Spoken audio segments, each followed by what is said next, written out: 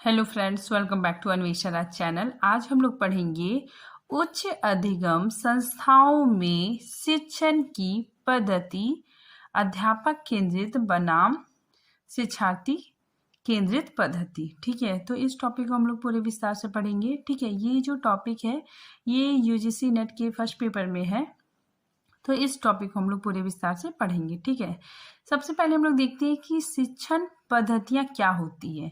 ठीक है, मतलब शिक्षण पद्धति क्या होती है। ठीक है, देखिए, एक शिक्षक अपने शिक्षण कार्य के दौरान जो भी विधियों का प्रयोग करता है वो समस्त विधियां शिक्षण विधि कहलाती है। ठीक है, तो एक शिक्षक अपने शिक्षण कार्य में, ठीक है, अपने शिक्षण कार्य के दौरान जो भी विधियों का प्रयोग करता है, ठीक है, वो समस्त विधि शिक्षण विधि कहलाती है। ठीक है, इसको एक और परिभाषा से जान सकते हैं। देखिए, शिक्षक द्वारा शिक्षण कार्य करते समय कक्षा में पाठ्य वस्तु को सरल एवं बोधगम्य मतलब क्या होता है, समझने लायक, ठीक है, बनाने हेतु, ठीक है, साथ ही विद्यार्थियों को सर्वोत्तम शिक्षा देने हेतु जिन विधियों का प्रयोग किया जाता है उन्हें शिक्षण विधि कहते हैं। ठीक है, तो आगे देखिए, शिक्षण विधियों का मूल उद्देश्य। ठीक है, इसका जो मूल उद्देश्य क्या है। ठीक है, तो देखिए, इसका मूल उद्देश्य देखते हैं कि शिक्षण विधियों का मूल उद्देश्य यह होता है कि शिक्षक कक्षा के वातावरण में पाठ्य वस्तु को इस प्रकार समझाए कि कमजोर विद्यार्थी, ठीक है, कमजोर से कमजोर विद्यार्थी और मेधावी छात्र भी आसानी से समझ जाए। ठीक है, तो शिक्षण विधियों का मूल उद्देश्य क्या होता है कि जो शिक्षक पढ़ाता है, ठीक है, अपनी कक्षा में, ठीक है, तो वो पाठ्य का जो विषय वस्तु है, ठीक है, उसको मतलब कमजोर से कमजोर विद्यार्थी, ठीक है, और मेधावी विद्यार्थी, ठीक है, दोनों विद्यार्थी को अच्छी तरह से समझ में आ जाए। ठीक है, अब हम लोग देखते हैं शिक्षण विधियों को मूलतः दो भागों में बांटा जा सकता है। ठीक है, तो शिक्षण विधियों को हम लोग दो भागों में बांट सकते हैं। ठीक है, कौन कौन? शिक्षक केंद्रित विधियां, ठीक है, और दूसरा विद्यार्थी केंद्रित विधियां। ठीक है, तो जो शिक्षक केंद्रित विधियां होती है, ठीक है, तो इसमें इसका मुख्य में शिक्षक होता है। ठीक है, और जो विद्यार्थी केंद्रित विधियां होती है इसमें इसके केंद्र में विद्यार्थी होता है। ठीक है, तो इस आगे देखिए, शिक्षक केंद्रित विधियां। ठीक है, इसमें क्या होता है, देखिए, इसके केंद्र में एक शिक्षक होता है। ठीक है, तो शिक्षक केंद्र विधि में इसके केंद्र में कौन होता है? शिक्षक होता है। ठीक है, शिक्षक नेतृत्व करता होता है। ठीक है, मतलब शिक्षक ही नेतृत्व करता है। ठीक है, देखिए, शिक्षक के मार्गदर्शन के अनुसार शिक्षार्थी अधिगम का कार्य करता है। ठीक है, मतलब शिक्षक जो मार्गदर्शन करता है, ठीक है, उसी का अनुसरण करके जो विद्यार्थी होता है वो अधिगम करता है। ठीक है, देखिए, शिक्षक व्याख्या देता है। ठीक है, शिक्षक क्या करता है? व्याख्या देता है, स्पष्टीकरण देता है। ठीक है, और शिक्षार्थी उसे ग्रहण करते हैं। ठीक है, तो जो शिक्षार्थी क्या होते हैं, मतलब मुख बनकर ग्रहण करते हैं। ठीक है, मतलब जो शिक्षक व्याख्यान देता है, ठीक है, उसको मतलब विद्यार्थी बहुत ध्यान से सुनता है। ठीक है, देखिए, शिक्षक केंद्रित विधियों को अनुदेशनात्मक विधि भी कहते हैं। ठीक है, तो ये काफी इंपॉर्टेंट है। शिक्षक केंद्रित विधियों को अनुदेशनात्मक विधि भी कहते हैं। ठीक है, देखिए, इस विधि में शिक्षण कार्य करते समय कक्षा का वातावरण, ठीक है, कक्षा का वातावरण पूर्ण रूप से औपचारिक और कठोर होता है। ठीक है, तो कक्षा का वातावरण क्या होता है? औपचारिक भी होता है और कठोर होता है। ठीक है, कठोर मतलब अनुशासित होता है। देखिए, विद्यार्थियों के मन में कई प्रकार के सवाल रहते हैं। ठीक है, देखिए, जब शिक्षक पढ़ाता है, ठीक है, मान लीजिए शिक्षक लेक्चर विधि से पढ़ा रहा है, ठीक है, व्याख्यान विधि से पढ़ा रहा है, ठीक है, तो क्या होता है कि विद्यार्थी बहुत ध्यानपूर्वक सुनते हैं। ठीक है, और उनके मन में कई प्रकार के सवाल उठते हैं। ठीक है, उन्हें कुछ सवालों के उत्तर मिल जाते हैं। ठीक है, मतलब अगर वो कुछ क्वेश्चन पूछता है तो उसके कुछ प्रश्नों का उत्तर तो मिल जाता है। ठीक है, और कुछ का नहीं मिल पाता है। ठीक है, जो संकोची छात्र होते हैं, ठीक है, जिसे मतलब पूछने में मतलब संकोच लगता है, ठीक है, वो क्वेश्चन नहीं पूछ पाते हैं। ठीक है, तो कुछ सवालों का जवाब मिलता है और कुछ सवालों का जवाब नहीं मिलता है। ठीक है, तो परिणाम स्वरूप विद्यार्थियों के कई प्रश्न अनुत्तरित रह जाते हैं। ठीक है, तो विद्यार्थी के जो बहुत सारे प्रश्न मतलब मन में ही रह जाते हैं। ठीक है, और उनकी सहभागिता केवल व्याख्यान सुनने तक ही सीमित रह जाती है। ठीक है, तो शिक्षक केंद्रित विधि में क्या होता है जो शिक्षक होता है, ठीक है, वो व्याख्यान देता है, ठीक है, मतलब लेक्चर, ठीक है, भाषण के माध्यम से पढ़ाता है, ठीक है, और छात्र मतलब सुनने तक सीमित रह जाता है, ठीक है, मतलब कोई कोई छात्र क्वेश्चन पूछते हैं, ठीक है, और कुछ छात्र क्वेश्चन नहीं पूछते हैं, ठीक है, तो इसकी वजह से उनके मन में बहुत सारे प्रश्न रह जाते हैं, ठीक है। देखिए, शिक्षक केंद्रित विधि में शिक्षक द्वारा व्याख्यान दिया जाता है, ठीक है, कुछ विद्यार्थी उस व्याख्यान को समझ जाते हैं, ठीक है, तो शिक्षक केंद्रित विधि में क्या होता है कि शिक्षक व्याख्यान देता है, ठीक है, व्याख्यान देता है और कुछ विद्यार्थी उस व्याख्यान को समझ जाते हैं, ठीक है, और शिक्षक के साथ प्रश्नोत्तर की प्रक्रिया में सहभागिता के क्रम में आगे बढ़ते हैं, ठीक है, तो शिक्षक के साथ वो प्रश्न करते हैं, ठीक है, कुछ विद्यार्थी केवल सुनते हैं, लेकिन जो व्याख्यान विधि है, ठीक है, उसमें क्या होता है कि कुछ विद्यार्थी के मन में अगर प्रश्न आता है तो वो उठ के पूछते हैं, ठीक है, लेकिन कुछ विद्यार्थी केवल सुनते हैं, ठीक है, और किसी किसी प्रकार का प्रश्न नहीं करते। अब देखिए, शिक्षक केंद्रित शिक्षण विधियां के प्रकार, ठीक है, अब हम लोग ये शिक्षक केंद्रित शिक्षण विधियों के प्रकार देखते हैं, ठीक है। सबसे पहले व्याख्यान विधि, ठीक है, मैंने अभी पीछे बताया, ठीक है, अब इसी को हम लोग व्याख्यान विधि को, लेक्चर मेथड को हम लोग पूरे विस्तार से पढ़ेंगे, ठीक है। देखिए, यह एक प्रकार से मौखिक शिक्षा का रूप है, ठीक है, तो ये मतलब बेसिकली मौखिक शिक्षा है, ठीक है, मतलब बोल के, ठीक है, बोल के विषय वस्तु को समझाया जाता है, ठीक है। देखिए, जिसका अर्थ होता है किसी पाठ्य पुस्तक को भाषण के रूप में पढ़ाना, ठीक है, तो किसी पाठ्य पुस्तक को सिर्फ लेक्चर विधि के माध्यम से पढ़ाना, ठीक है। देखिए, भारतीय परंपरा में व्याख्यान विधि शुरू से ही गुरुकुल की शिक्षा पद्धति रही है, ठीक है, तो देखिए, व्याख्यान विधि हम लोग इससे परिचित है, ठीक है। हमारी जो भारतीय परंपरा है, इसमें जो गुरुकुल शिक्षा पद्धति थी, ठीक है, वो व्याख्यान विधि के द्वारा ही होती थी, ठीक है। देखिए, इसे मौखिक शिक्षा भी कहा जाता है, ठीक है, तो काफी इंपॉर्टेंट है, याद रखिएगा आप लोग, इसे मौखिक शिक्षा भी कहते हैं, ठीक है। देखिए, इस विधि में शिक्षक सुनियोजित ढंग से विषय वस्तु की क्रमबद्धता को ध्यान में रखते हुए शिक्षार्थी के संबंध व्याख्या प्रस्तुत करता है, ठीक है। तो इस विधि में क्या होता है कि जो शिक्षक होता है सुनियोजित, मतलब एकदम एक योजना तैयार करके, ठीक है, क्रमबद्ध तरीके से विद्यार्थी के समक्ष व्याख्यान प्रस्तुत करता है, ठीक है। आगे देखिए, इस विधि में संवाद एक पक्षी होता है, ठीक है, तो इस विधि में क्या होता है, संवाद एक पक्षी होता है, ठीक है, इसमें मतलब केवल शिक्षक ही बोलता है, ठीक है, और विद्यार्थी केवल मूक होकर सुनने का कार्य करते हैं, ठीक है, तो मतलब इसमें शिक्षक की सहभागिता रहती है, ठीक है, और विद्यार्थी सिर्फ मतलब चुपचाप रह के सुनने का काम करते हैं, ठीक है, मूक रख के। आगे देखिए, विद्यार्थी बिना किसी तर्क के शिक्षक द्वारा दिए गए व्याख्यान को शांतिपूर्वक सुनता है, ठीक है, तो विद्यार्थी क्या करता है, मतलब व्याख्यान को पूरी शांतिपूर्वक सुनता है, ठीक है, मतलब वो कुछ भी तर्क नहीं देता है, ठीक है। देखिए, अगर व्याख्यान में किसी बिंदु को चित्र के माध्यम से स्पष्ट करना है तो श्यामपाठ के माध्यम से उसको समझाया जाता है, ठीक है, ताकि व्याख्यान में सजीवता और रोचकता बनी रहे, ठीक है। तो व्याख्यान में थोड़ा बहुत मतलब श्यामपट्ट का प्रयोग कर लिया जाता है, ठीक है, ताकि विषय वस्तु बच्चों को अच्छी तरह से समझ में आ सके। देखिए, व्याख्यान विधि विज्ञान और गणित विषय की तुलना में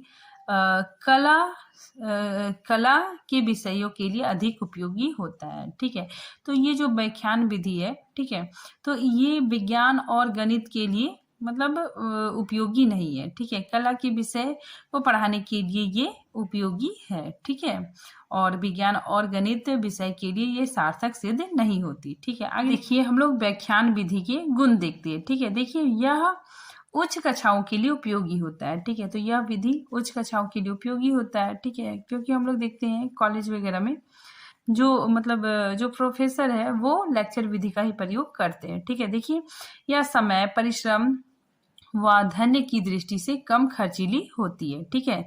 इसके द्वारा एक समय में ही, ठीक है, एक समय में ही विद्यार्थियों के बड़े समूह का शिक्षण संभव होता है, ठीक है, मतलब एक ही समय में मतलब विद्यार्थियों का जो मतलब बहुत बड़ा समूह है, ठीक है, उसको पढ़ाया जा सकता है, ठीक है। फिर आगे देखिए, विषय वस्तु की कर्मबद्धता की उत्तम विधि है, ठीक है। आगे देखिए, अवधारणात्मक समझ का विकास, ठीक है, जो कॉन्सेप्ट होता है, ठीक है, वो मतलब बहुत अच्छे से समझ में आ जाता है। ठीक है, फिर आगे देखिए, तथ्यात्मक जानकारी को तेजी के साथ संप्रेषित करना। ठीक है, जो तथ्यात्मक ज्ञान है, ठीक है, उसको भी बहुत तेजी से हम लोग समझ जाते हैं। ठीक है, अब इस विधि की कुछ कमियों को देखते हैं। ठीक है, कि इस विधि में क्या क्या दोष है। देखिए, इसमें विद्यार्थी निष्क्रिय श्रोता बने रहते हैं। ठीक है, तो इसमें विद्यार्थी का कोई रोल नहीं होता है। ठीक है, सारा रोल शिक्षक का होता है। ठीक है, विद्यार्थी क्या करता है, निष्क्रिय श्रोता बना रहता है। ठीक है, मतलब वो सिर्फ सुनता रहता है। ठीक है, और करके सीखने का जो सिद्धांत है, ठीक है, मनोवैज्ञानिक सिद्धांत, ठीक है, उसकी पूरी अवहेलना होती है। तार्किक शक्ति फिर नेक्स्ट देखिए, तार्किक शक्ति के विकास में बाधा होती है। ठीक है, फिर नेक्स्ट देखिए, वैज्ञानिक दृष्टिकोण के विकास में ये बाधक होती है। ठीक है, फिर नेक्स्ट, विज्ञान और गणित विषय के शिक्षण भी अप्रभावित होता है। ठीक है, फिर नेक्स्ट देखिए, स्वतंत्र चिंतन का पूर्ण अभाव होता है। ठीक है, तो इसमें स्वतंत्र विद्यार्थियों की जो स्वतंत्र चिंतन है, ठीक है, उसका भी अभाव होता है। ठीक है, विद्यार्थी सिर्फ शिक्षक पर निर्भर रहने की प्रवृत्ति का विकास होता है। ठीक है, तो इसमें क्या होता है कि जो विद्यार्थी होते हैं वो मतलब पूरी तरह से शिक्षक पर निर्भर रहना सीख जाते हैं। आगे देखिए, व्याख्यान प्रदर्शन विधि। ठीक है, इसमें क्या होता है कि इसमें दो विधि सम्मिलित है। ठीक है, तो इस विधि में दो विधि सम्मिलित है। ठीक है, देखिए, एक व्याख्यान विधि और दूसरा प्रदर्शन विधि। ठीक है, तो इसमें व्याख्यान विधि का भी प्रयोग किया जाता है और प्रदर्शन विधि का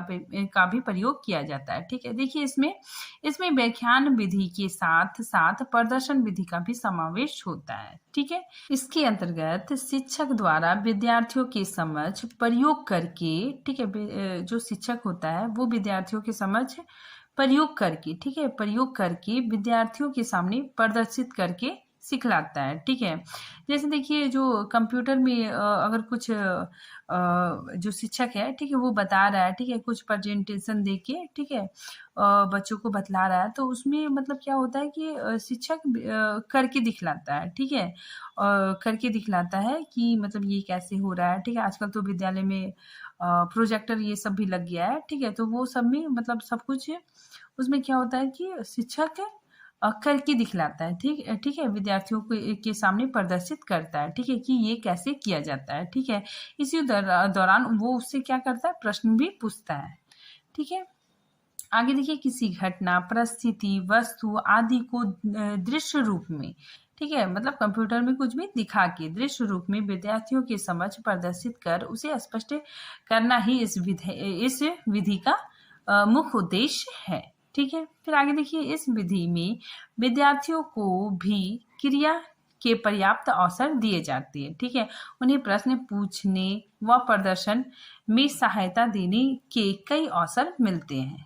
ठीक है, आगे देखिए, प्रदर्शन कार्य। ठीक है, जो शिक्षक होता है, ठीक है, वो प्रदर्शन कार्य करता है। ठीक है, तो प्रदर्शन कार्य शिक्षक द्वारा भली भांति अभ्यास करके, ठीक है, तो शिक्षक को पूरा अभ्यास करना पड़ेगा। ठीक है, वह सुनियोजित ढंग से किए जाने पर यह सर्वश्रेष्ठ शिक्षण विधि हो सकती है। ठीक है, क्योंकि बच्चों को अगर हम कुछ भी मतलब कंप्यूटर में, ठीक है, दिखा के बतला रहे हैं, ठीक है, किसी चीज के बारे में, तो बच्चों में बहुत ही मतलब उत्सुकता भी आएगा। ठीक, उसके अंदर रुचि भी आएगी। ठीक है, प्लस वो बहुत जल्दी सीखेंगे भी। ठीक है, आगे देखिए, इस विधि में शिक्षक विद्यार्थियों को वास्तविक घटनाओं एवं प्रक्रियाओं का अनुभव प्रदान करते हैं। आगे देखिए, व्याख्यान प्रदर्शन विधि के गुण। ठीक है, इसके गुण क्या क्या होते हैं। देखिए, इसमें विद्यार्थी पूर्णतः सक्रिय रहता है। ठीक है, तो विद्यार्थी जो है टीचर को देखता है, मतलब टीचर उसको करके दिखलाता है। ठीक है, तो इसकी वजह से विद्यार्थी सक्रिय रहता है। ठीक है, इसमें शिक्षक विद्यार्थियों के मध्य सहभागिता बनी रहती है। ठीक है, देखिए, यह विषय के प्रति विद्यार्थियों में रुचि उत्पन्न करती है। ठीक है, मतलब यह विधि क्या करती है, विद्यार्थियों में रुचि उत्पन्न करती है। ठीक है, इसके अंतर्गत दिखाई गई चीजें विद्यार्थियों को भली भांति याद रहती है। ठीक है, अब हम इसके कुछ दोषों को देखते हैं। देखिए, प्रदर्शन पूर्व तैयारी ना होने से या उपकरण के खराब होने से शिक्षण कार्य अप्रभावी हो जाता है। ठीक है, अगर जो प्रदर्शन है, ठीक है, प्रदर्शन की पूरी तैयारी अगर नहीं हुआ, ठीक है, या फिर उपकरण खराब हो गया, ठीक है, तो इससे भी शिक्षण कार्य अप्रभावित हो जाता है, ठीक है। फिर आगे देखिए, इसमें शिक्षक ही सभी कार्य करता है, ठीक है, मतलब इसमें भी शिक्षक एक्टिव होता है, ठीक है, वही मतलब सब कुछ दिखलाता है, ठीक है, सब कुछ करके दिखलाता है। तो इसमें भी शिक्षक ही सभी कार्य करता है, अतः यह शिक्षक केंद्रित विधि है, ठीक है। प्लस इसका एक दोष है कि श्यामपट्ट पर मुख्य बातें नहीं लिखी जाती है, ठीक है, तो श्यामपट्ट में कुछ भी महत्वपूर्ण बातों को नहीं लिखा जाता है। नेक्स्ट देखिए, समूह शिक्षण विधि। इसमें क्या होता है कि शिक्षक के विभिन्न समूह, ठीक है, शिक्षार्थी के एक समूह को पढ़ाता है, ठीक है, मतलब यहाँ पे विभिन्न विभिन्न शिक्षक होते हैं, ठीक है, और ये अलग अलग शिक्षक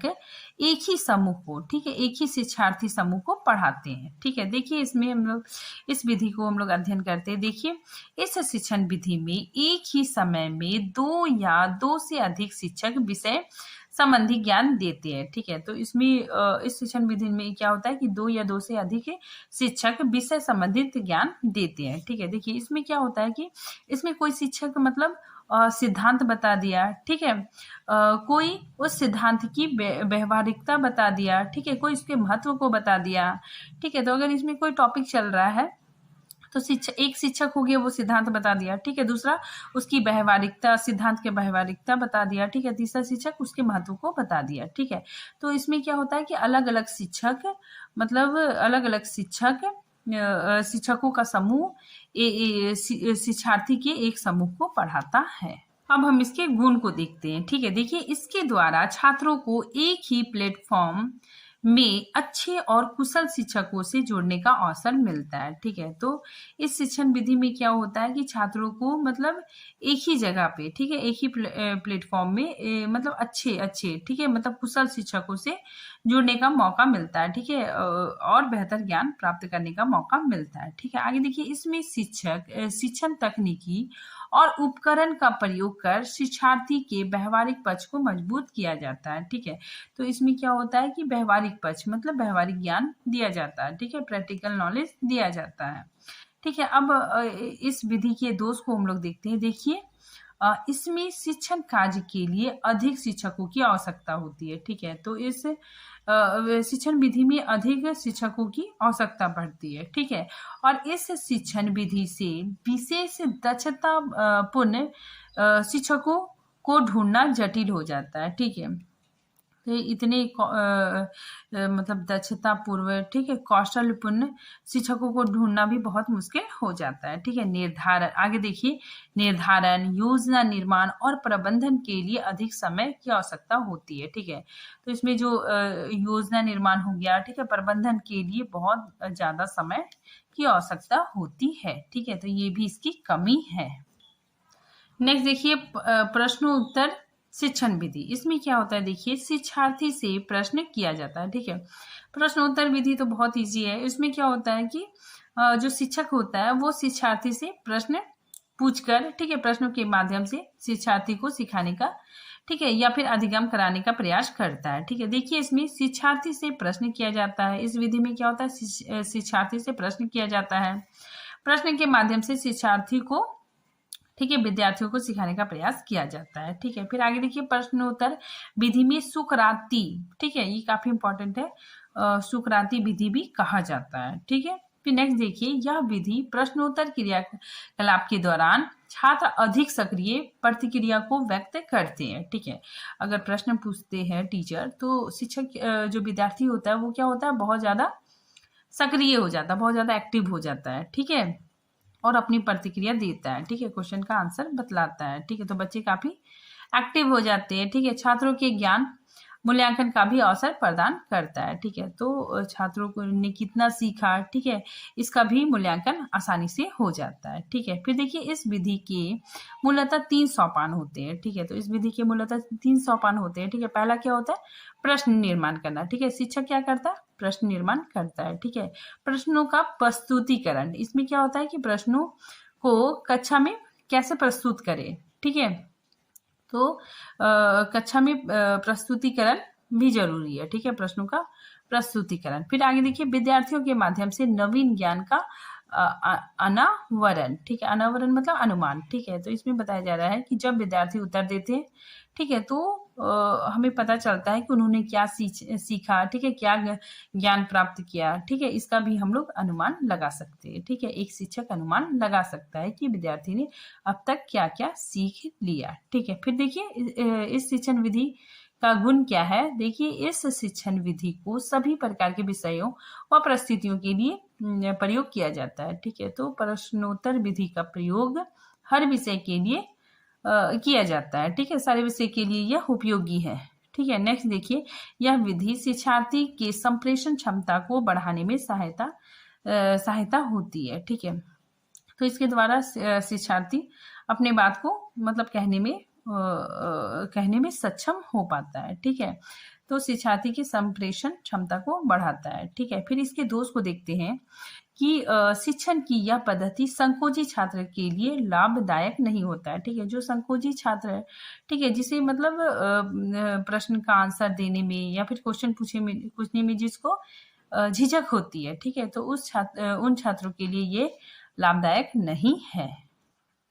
आगे देखिए विद्यार्थी केंद्रित विधियां, ठीक है। देखिए विद्यार्थी केंद्रित में क्या होता है, विद्यार्थी केंद्र में होता है, ठीक है।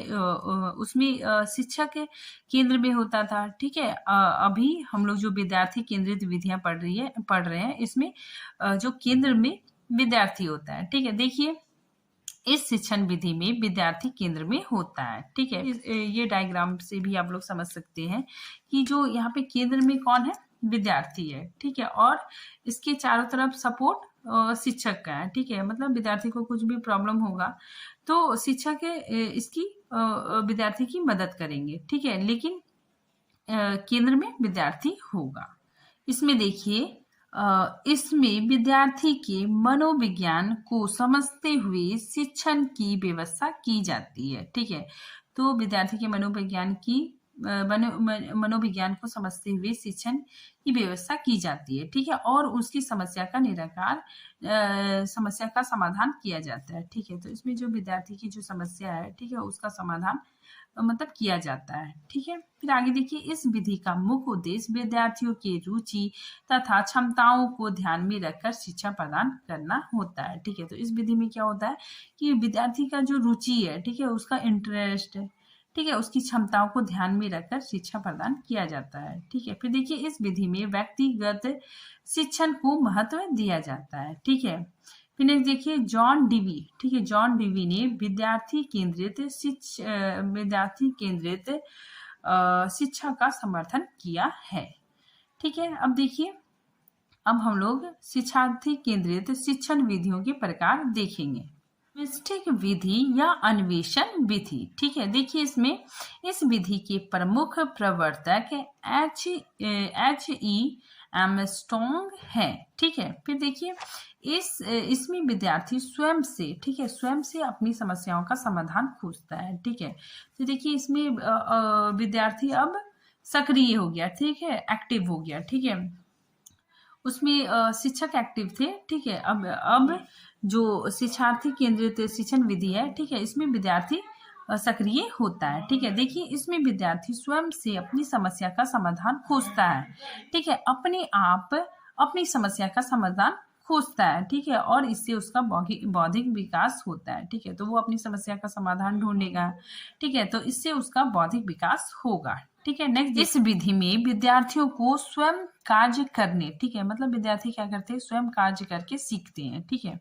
तो स्वयं कार्य करने तथा खोज करने का अवसर इन्हें दिया जाता है, ठीक है। अतः इसे स्वयं ज्ञान विधि भी कहा जाता है, ठीक है। आगे देखिए विद्यार्थी एक अनुसंधानकर्ता के रूप में कार्य करता है, ठीक है। तो विद्यार्थी क्या करता है, एक अनुसंधानकर्ता के रूप में काम करता है, ठीक है। और इस विधि में विद्यार्थी स्वयं करके सीखता है।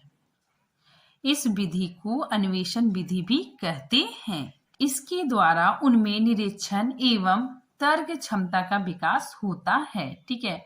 वे स्वयं कार्य करने से पूर्व चिंतन करते हैं, ठीक है। वे स्वयं कार्य करने से पहले क्या करते हैं, चिंतन करते हैं, ठीक है, जिससे उनकी स्वनिर्भरता का विकास होता है, ठीक है, जिससे वे जिससे वे स्वनिर्भर होते हैं। ठीक है, मतलब कोई भी समस्या का समाधान निकाल लेते हैं। ठीक है, देखिए इस विधि में वैज्ञानिक दृष्टिकोण का विकास होता है। ठीक है, तो इस विधि में वैज्ञानिक दृष्टिकोण का विकास होता है। ठीक है, अगर हम इसका गुण देखें तो इसमें करके सीखने के सिद्धांत पर आधारित होता है। ठीक है, फिर नेक्स्ट, यह विधि शिक्षार्थी में खोजी अभिवृत्ति के विकास में सहायक होता है। ठीक है, फिर देखिए इस विधि का दोष हम लोग देखते हैं कि इस विधि में क्या क्या दोष होता है। छोटी कक्षाओं के लिए उपयुक्त नहीं है। ठीक है, तो ये छोटी कक्षाओं के लिए उपयुक्त नहीं है। ठीक है, और इसमें मतलब समस्या का समाधान निकालने में, ठीक है, खोजने में अधिक समय लगता है। देखिए परिचर्चा पद्धति। ठीक है, इसमें देखिए इस विधि से पढ़ाने के लिए पहले कोई समस्या ली जाती है। ठीक है, तो इस विधि में क्या होता है कि सबसे पहले इसमें समस्या ली जाती है। ठीक है, जो प्रायः छात्रों के द्वारा उठाई जाती है। ठीक है, जो छात्र मतलब छात्र ही बतलाते हैं। ठीक है, समस्या। ठीक है, और उस समस्या का हल करने के लिए उन्हीं के द्वारा योजना बनाई जाती है। ठीक है, तो उस समस्या का जो समाधान है, ठीक है, तो समस्या का हल करने के लिए उन्हीं के द्वारा योजना बनाई जाती है। ठीक है, आगे देखिए इस पद्धति का उपयोग किसी समस्या के समाधान हेतु किया जाता है। ठीक है, फिर नेक्स्ट देखिए विद्यार्थियों का समूह एक साथ बैठ जाता है। ठीक है, तो इसमें जो विद्यार्थियों का जो समूह है वो क्या करता है, सबसे पहले एक साथ बैठ जाता है। ठीक है, साथ ही चर्चा करता है। ठीक है, साथ ही वो लोग डिस्कस करते हैं। ठीक है, और किसी भी समस्या का समाधान ढूंढने का प्रयत्न करते हैं। ठीक है, तो विद्यार्थी एक साथ बैठते हैं। ठीक है, फिर चर्चा करते हैं। ठीक है, किसी समस्या को लेकर चर्चा करते हैं। ठीक है, उसके बाद फिर उस समस्या का समाधान ढूंढने का प्रयत्न करते हैं। अब देखिए इस पद्धति का लाभ, क्या क्या लाभ हम लोग देखते हैं। इस पद्धति का उपयोग करने से विद्यार्थियों की भागीदारी बढ़ती है। ठीक है, तो विद्यार्थी क्या होते हैं, पार्टिसिपेट करते हैं। ठीक है, भागीदारी इसमें बढ़ती है। ठीक है, तथा प्राप्त परिणाम ज्यादा स्थायी होता है। ठीक है, जो परिणाम प्राप्त होता है, ठीक है, वो ज्यादा स्थायी होता है। ठीक है, फिर देखिए विद्यार्थियों में सीखने के प्रति रुचि जागृत होती है। ठीक है, तो बच्चों में सीखने के प्रति रुचि जागृत होती है। ठीक है, अब देखिए इस पद्धति का दोष हम लोग देखते हैं। इस पद्धति का एक दोष यह है कि इसमें समय बहुत अधिक लगता है। ठीक है, समय बहुत ज्यादा लगता है। ठीक है, और यह केवल सीमित या छोटे समूह को निर्देशित कर सकता है। ठीक है, मतलब इसमें मतलब छोटा समूह होता है। ठीक है, फिर देखिए इस पद्धति के लिए उच्च कौशल युक्त शिक्षक की आवश्यकता होती है। ठीक है, तो वो लोग को मतलब गाइड करने के लिए, ठीक है, उच्च कौशल युक्त शिक्षक की आवश्यकता होती है। एक देखिए कार्यक्रम अनुदेश विधि। ठीक है, इसका इंग्लिश देखेंगे तो इसमें इसको क्या कहा जाता है, प्रोग्राम लर्निंग। ठीक है, प्रोग्राम लर्निंग मतलब क्या होता है कि प्रोग्राम के द्वारा सीखना। ठीक है, देखिए इस पद्धति में क्या होता है, देखिए कार्यक्रम अनुदेशन विधि में शिक्षार्थी टीचर के द्वारा नहीं बल्कि किसी कंप्यूटर के द्वारा, ठीक है, मशीन के द्वारा, किसी कंप्यूटर के द्वारा, ठीक है, किसी मशीन के द्वारा, किसी मोबाइल एप्लीकेशन के द्वारा खुद सीखते हैं। ठीक है, उसे ही कार्यक्रम अनुदेशन विधि कहलाती है। ठीक है, उसे ही कार्यक्रम अनुदेशन विधि कहते हैं। ठीक है, जैसे होता है ना कि बच्चे कंप्यूटर से भी बहुत कुछ सीखते हैं। ठीक है, तो कंप्यूटर में बहुत सारे एप्लीकेशन होते हैं। ठीक है, मोबाइल में भी आपके बहुत सारे बच्चों के लिए भी एप्लीकेशन होता है। ठीक है, उसमें क्या होता है कि बहुत सारे प्रश्न आते हैं। ठीक है, बच्चे उसमें आंसर देते हैं। ठीक है, और उसी के माध्यम से बच्चे सीखते हैं। ठीक है, देखिए आगे देखिए इस प्रक्रिया में शिक्षण सामग्री को छोटे छोटे पदों में तोड़कर प्रश्नों के रूप में तकनीकी की सहायता से छात्रों के समझ प्रस्तुत होता है। ठीक है, मतलब कोई भी टॉपिक है, ठीक है, उस टॉपिक से रिलेटेड बहुत सारे एमसीक्यू आ गए। ठीक है, तो बच्चे वो एमसीक्यू को करते हैं। ठीक है, जीके से क्वेश्चन आ गया, ठीक है, साइंस से आ गया, तो वो क्वेश्चन का आंसर बच्चे करते हैं। ठीक है, फिर उसके आंसर देने के बाद फिर नीचे उसका आंसर भी आ जाता है। ठीक है, तो बच्चे इस तरह अपने ज्ञान का भी मूल्यांकन करते हैं। ठीक है, तो इसीलिए यहाँ पे बताया जा रहा है कि छात्रों की समझ क्या होता है, प्रश्न आ जाता है। ठीक है, और छात्र आगे देखिए छात्र सक्रिय रहकर एक एक प्रश्न का आंसर देते हैं। अतः कार्यक्रम अनुदेशन विधि यह एक ऐसी पद्धति है जिसमें छात्रों को बिना किसी शिक्षक की सहायता से, ठीक है, बिना किसी शिक्षक की सहायता के तकनीकी के द्वारा, ठीक है, स्वयं व्यक्तिगत रूप से सीखने का अवसर प्रदान किया जाता है। ठीक है, तो बच्चे बिना शिक्षक के हेल्प से, ठीक है, तकनीकी के द्वारा भी मतलब बहुत अच्छे से सीख लेते हैं। ठीक है, अब देखिए इस विधि का गुण क्या है कि इसके माध्यम से शिक्षार्थी की सक्रिय भूमिका को सरलतापूर्वक सुनिश्चित किया जाता है। ठीक है, तो बच्चे इसमें सक्रिय भी रहते हैं।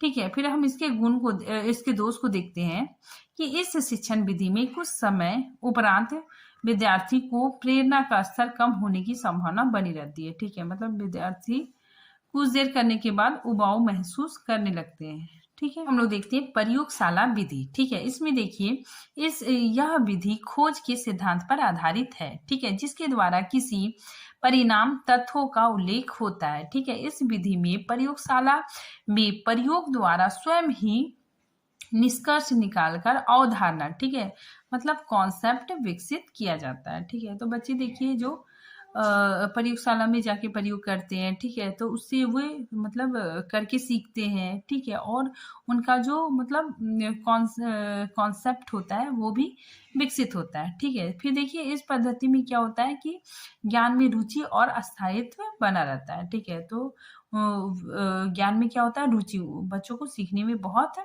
मतलब रुचि आती है। ठीक है, मतलब इंटरेस्ट आता है। ठीक है, और उनका जो ज्ञान है, ठीक है, वो करके सीखते हैं, वो मतलब काफी देर तक अस्थायी रहता है।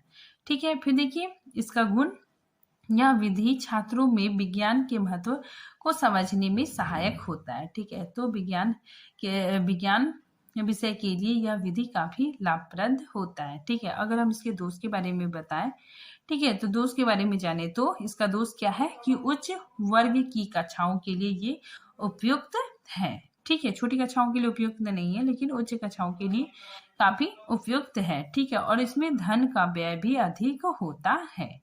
ठीक है, तो आज ये टॉपिक यहीं पे खत्म होता है। ठीक है, मिलते हैं नेक्स्ट टॉपिक के साथ।